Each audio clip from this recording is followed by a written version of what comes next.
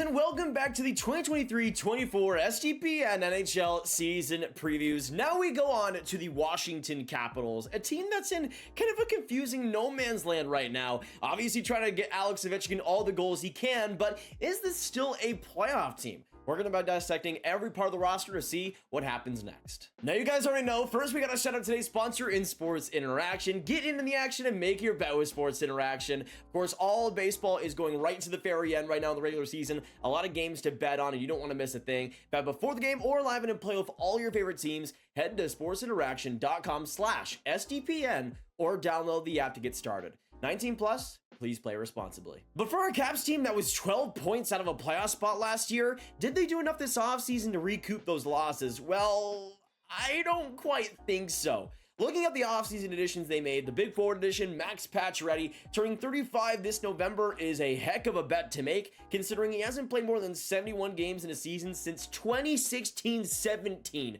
It's been a long time. Since then, a lot of seasons with maybe 60 games or so, and then this last season only playing 5 games for the Carolina Hurricanes, getting 3 goals in them. If he is healthy, then sure, this is a great bet to make, but if he's not, then it's a complete waste, especially considering it's their only off-season forward addition to a forward group, especially in the middle six, that needed some upgrades. Then you got Joel Edmondson, who they acquired in a trade with the Montreal Canadiens. Will definitely bolster that defense a little bit, but we'll see how much he really does. Hopefully as in a middle pair, because he really needs to be sheltered a little bit to really get the most defensive results out of him. But 13 points in 61 games, he should be fine. But again, not another player that I think really makes much of a difference, at least in the regular season. Then we go on to the losses, really highlighted by Connor Sheary. And this is the thing, if Max Pacioretty is not healthy, then losing a player like Sheary is a brutal blow, considering he got 37 points in 82 games last year for the Caps, 43 points the season prior, being a pretty solid middle six contributor and being pretty underrated as that too. They also lose Craig Smith, who they got in that deal with the Boston Bruins, but didn't really do much there. They also lose Connor Brown, who they acquired from the Sens, only played 4 games for them, another player that was decimated by injuries last season, and another player that the Caps won't be bringing back. But now let's talk about 3 players to watch for this Caps team that, with not a lot of hope right now, can maybe give them a boost. For number 1, I mean, it has to be Alex Ovechkin, who right now is sitting at 822 goals, 72 goals away from Wayne Gretzky's 894. To me, the question is not if he gets the goal record this year, because it's not going to happen. I mean, Alex Ovechkin can score a lot of goals. 72 at this stage in his career, though, I'm not quite sure of that.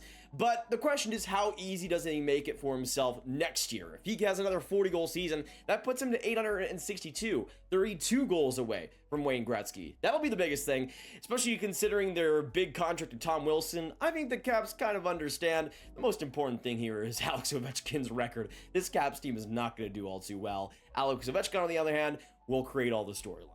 Now going on to my second player to watch, and another forward here, I got one of the most underrated centers in the entire league in Dylan Strome, who in his first full season with Washington last year got 65 points, 23 goals, 42 assists in 81 games, was excellent with Backstrom's loss throughout most of the season, and we'll see how it shapes up with Backstrom, of course, back and hopefully fully healthy. I still think Strome is the Caps' potentially best centerman here, especially offensively, and he should be given the opportunity to really thrive. We'll see how much of an opportunity it is, but this next year is going to be interesting to see where he places in that lineup. But going on to my third player to watch on the defense, and one of the youngest players on the roster, I have Rasmus Sandin, who of course was acquired from the Leafs to the Caps in a big deal with that Eric Gustafsson trade, and when he was dealt to the Caps, he was doing numbers with them. In 19 games, got 3 goals, 12 assists, 15 points. For a decent chunk of that was over a point per game with the Caps and looked amazing offensively. We'll see how much that's ever able to carry over to a full season, but if he just does about half of that for a full season, that would be great to see that type of production.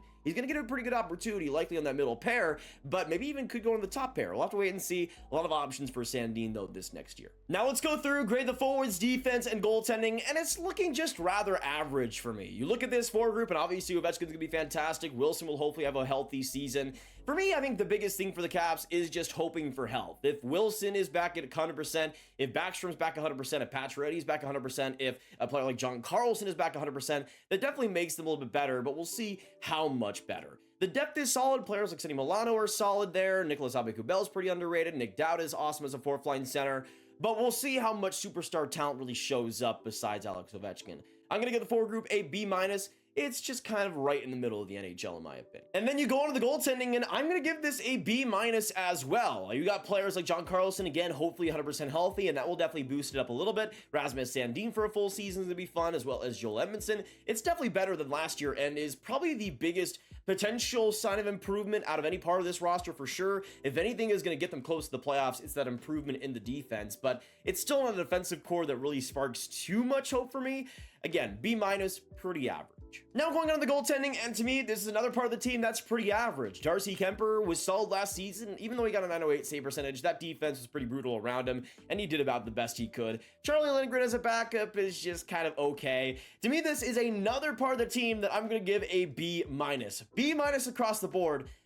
You can kind of tell this is about the most average roster, the most average team in the NHL right now, and I don't really see that changing too much. Now, going on to the biggest question mark with this team, it's kind of everything. I have at least written down everything, and that's pretty much it. And to me, that's kind of where we're at right now. The Capitals are kind of in no man's land, where the biggest thing they might accomplish is, of course, Alex Ovechkin's goal record. Besides that, I don't think this is the team that has many chances at a playoff spot, considering how crowded that Metro Division is. And I don't think it's a team that's going to be nearly bad enough to be in the dumpster, bad enough to be in that top 8. I think they're going to be even slightly better than last year. So they're going to be around that 82 to 85 point range, likely 7th in the Metro Division. But to me, the future of this team looks incredibly mid. It looks incredibly average, and I don't know what direction they're truly trying to go in. Just trying to somewhat compete while Alex Ovechkin is there and likely rebuild afterwards. I mean, the Tom Wilson contract kind of continues that motive that they just want to be as okay as they possibly can.